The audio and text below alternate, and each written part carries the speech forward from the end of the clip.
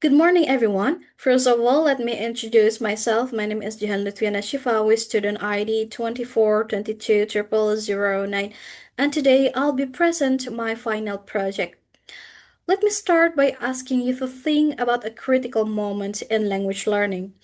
Have you ever encountered a student whose vocabulary was perfect and grammar was flawless, but whose meaning was completely lost due to a simple mispronunciation? This persistent scenario demonstrates why we misfocus on oral skills. Today, I am presenting research on behalf of Group 2 for the course Speaking for Academic Purpose. Our research specifically tackles this challenge by leveraging modern technology. The title of our study is Improving Students' Pronunciation Using the Text-to-Speech feature on a Google Translate application. To begin, let's look at the background and rationale for the study found in our introduction. The first one we talk about research problem.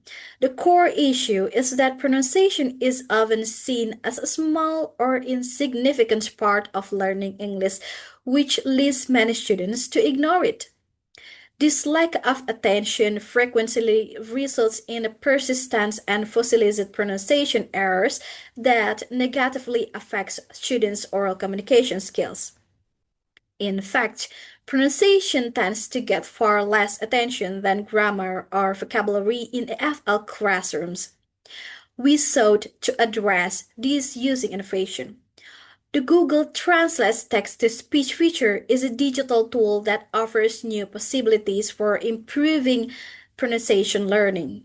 Since previous research focused only on improving word stress through TTS or text-to-speech, this study aims to fill that gap by looking at general pronunciation improvement through text-to-speech in Google Translate. This research was guided by three main research purposes and three corresponding research questions. Our purposes were clear. The first one is to develop a pronunciation learning product using the TTS or text-to-speech feature. And the second one is to find out how effective this product is. And the third is to measure students' pronunciation performance before and after using the product. Now, let's move into the methodology used to conduct this research. We employed a quasi-experimental design. This design is suitable because it allows us to examine changes in students' performance quantitatively even without utilizing a separate control group. The structure of the study was simple. The first one is we conduct a pre-test followed by the treatment, which was TTS or text-to-speech based pronunciation practice, and conclude with a post-test. All data gathered were collected from pronunciation tests evaluated using a standardized scoring rubric. Our population consists of 8 class students of SMP Nusa Bangsa, totaling 72 students across 3 classes. For the sampling method, we use a purposive sampling technique. This approach ensures that our selected sample met specific criteria. We choose students who scored below the average on the initial screening test and who demonstrate difficulty with both segmental features like vowel and consonant sounds and suprasegmental features such as word stress and intonation. Ultimately, 28 students from class 8B met these criteria and were selected for the study. Data collection involved 3 distinct steps illustrated here. The first one is pre-test, the second one is treatment, and the third one is post-test. The pre-test involved students reading words and short sentences with their pronunciations recorded and scored using a rubric focusing on segmental accuracy, stress, intonation, and clarity. During the treatment phase, students practice by listening to the native-like pronunciation generated by the TTS or text-to-speech and then repeating the modeled words and sentences. This practice included pronunciation drills, sentence repetition, and comparison activities between their speech and the TTS or text-to-speech output. Finally, the post-test was administered using an identical structure and scoring criteria to the pre-test with the goal of evaluating any improvement in pronunciation accuracy and fluency following the TTS or text-to-speech intervention.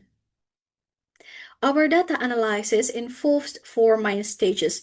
First, we perform scoring pronunciation tasks based on segmental accuracy, word stress, intonation, and clarity. Second, we calculated a mean scores for the pre-test and post-test to indicate the overall improvement trend. And the third is we measure the specific improvement magnitude by computing gain scores and percentage improvement. Crucially, a paired sample t-test was then used to determine the statistical significance of the improvement. We set the significance level at 5%, meaning if the p-value was less than 5%, treatment was considered effective in improving students' pronunciation. The next is references. This study have six references, and references are essential for validating information and data, giving credibility to the author, acknowledging original sources, and enabling readers to verify and explore further. References boost the article's quality and show the author's true research and respect for others' work.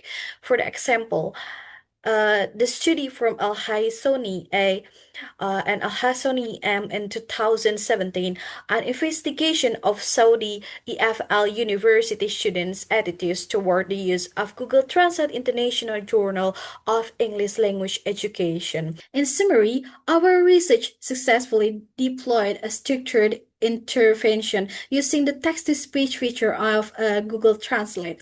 By employing a quasi-experimental design featuring a pre-test and post-test, we were able to calculate mean scores, guidance scores, and critically use a pair simple t-test to determine if the improvement was statistically significant. While many view Google Translate as just a translation tool, our findings demonstrate its potential as a dedicated pronunciation learning product. It offers students an accessible native-like model for engaging and pronunciation drills, sentence repetition, and comparison activities, directly addressing the issue of neglected pronunciation skills in the classrooms. We believe the evidence gathered confirms that integrating readily available digital tools like TTS or text to speech is not just a technological novelty, but a necessary step toward ensuring that future EFL learners achieve clarity, accuracy, and also fluency in their oral communication. Maybe that's all for me. Thank you very much for your attention. Wassalamualaikum warahmatullahi wabarakatuh.